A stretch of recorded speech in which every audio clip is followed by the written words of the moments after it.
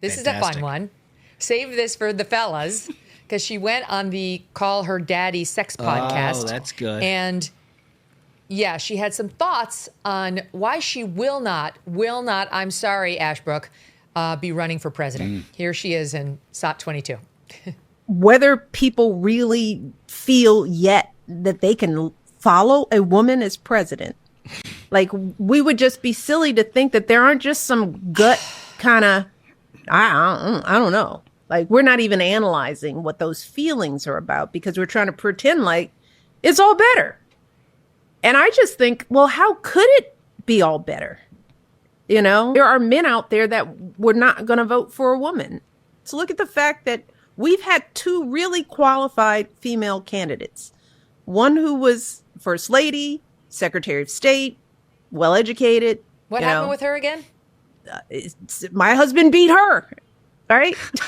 People were more comfortable with him as a newcomer, right? Amazing. And now we just had the former vice president.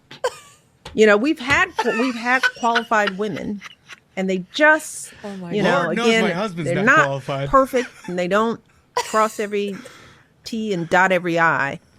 There's a falling shortness that is happening that I'd say, look, well, why can't we talk about that? Why are we pretending that didn't just happen? OMG. You guys. It's amazing. Misogyny got my husband elected president is a wild take. I didn't see that coming. That's fantastic. Right? What a lunatic. Can you believe she raised Hillary? Oh. Over her husband, I do. Remember, she had an episode of her podcast where she was like, here's why I'm happy I never had a son. I would never want a Barack Obama Jr. in this world. Like, Yes. Like, I can't believe these lunatics elected him. She did, of course, because this is a Michelle Obama interview, of course she had yet another negative comment about her marriage, SOT 25. Here it is. And even in my marriage now, you know, you go through the period of, I want him to be different. I want him to do this differently. I've grown to know I don't have control over him, just like he doesn't have control over me. So let me do my work and let him do our work. And together we come together as whole people. I go to therapy. We've been in couples therapy. I believe in the practice of having those conversations with objective people who help you piece through that stuff. And it's a constant, it's constant work. I've got so many things that are going to get me in trouble. I feel like, do you guys have anything here? I'll get us all in trouble. I'm going to get us all in trouble. Go for it. You will see the floor is yours, Duncan. You will see the feminism leave a woman's body when you get 8 inches of ice outside of your home over the course of 48 hours. Talking about my work and our work. You know what my work was? Shoveling our asses out of this hellhole over the last 72 hours. My work, our work. Yeah. It's 100% true. Here we've got in that answer, everyone goes through the period of like, I want to change my spouse. No, they don't. Actually, they don't all go through that. And then I'm in therapy, and we've also done couples therapy, and marriage is constant work. Okay, I can't relate to one word of that. I have to be honest. Marriage, if you marry the right person, is not constant work. It's actually fun and supportive and enriches your life. And you don't need couples therapy as a matter of course, and you're not sitting around thinking, how can I change him? How can I change him? That's a you thing, Michelle. You know what's so sad is that, you know, former presidents and their families used to have dignity. Oh, yeah. In this country. And like, look, I think we're all well aware there are a lot of people that have a lot of trouble with marriages and families, and it is a constant struggle for a whole bunch of different people.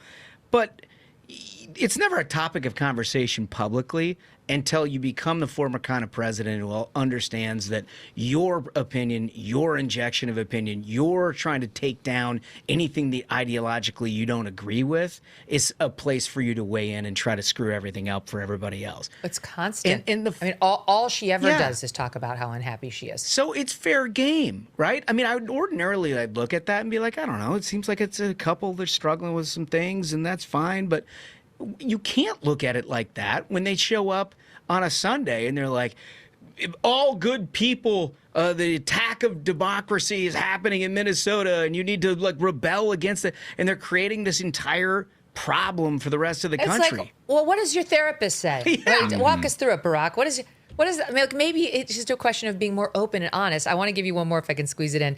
Here she is. She's upset about, well, you'll hear it, SOT 23. But as my popularity rose, I was being covered more, right? That's an and so the incredible way press to start. enters the scene, and there are now reports, right? And the first thing, after all this great conversation and connection, the top of the article would be, she was wearing, not my education, not my, not my professional career, elected to nothing, but it started with appearance. It wasn't actually that And notable. it got worse as we got better. But it was always interesting. People would be like, well, how do you know what to do in this role? And to me, it was clear that, oh my God, you don't know anything about what I did before I came here. Oh, you guys, all of that just disappeared in the course of this whole election. And you now see me as just Barack Obama's wife. So that made me say, right. what? We don't give a shit about you. My shoes become the most important thing about me, right? You're not the president. No one cares. She's never been She kept elected to going and anything. posing on the cover of Vogue, and then she's upset. People talk about her outfits. This woman, she'll complain about anything. Anything, you guys. She can get a house in Nantucket and a Netflix deal, and she still says, I'm the victim here. Is incredible. Does Barack Obama not have any guy friends? They're like, your wife was on Call Her Daddy saying you go to couples therapy and you suck. Any thoughts on this, bro? Yeah, seriously. I can't with this woman. She's mad that they asked about her fashion. She's out there promoting a fashion book now. If you're so upset about that, where's your book about your time as a lawyer? Incredible point. Why don't you tell us more about all the cases you litigated? Oh, wait, you didn't accomplish shit, which is why nobody's talking about it. A new year means new financial goals, like making sure your savings are secure and diversified. Will this be the year you decide to talk to someone from Birch Gold Group? They use an educational approach with a deep understanding of macroeconomics. There are forces pushing the dollar lower and gold higher, which is why they believe every American should own physical gold. So until January 30th, if you're a first-time gold buyer, Birch Gold is offering a rebate of up to $10,000 on qualifying purchases. To claim eligibility and start the process, just text MK to the number 989898.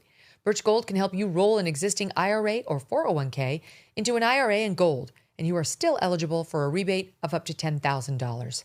Consider making right now your first time to buy gold and take advantage of a rebate up to $10,000 when you buy by January 30th. Text MK to the number 989898. Claim your eligibility today. Again, just text MK to the number 989898.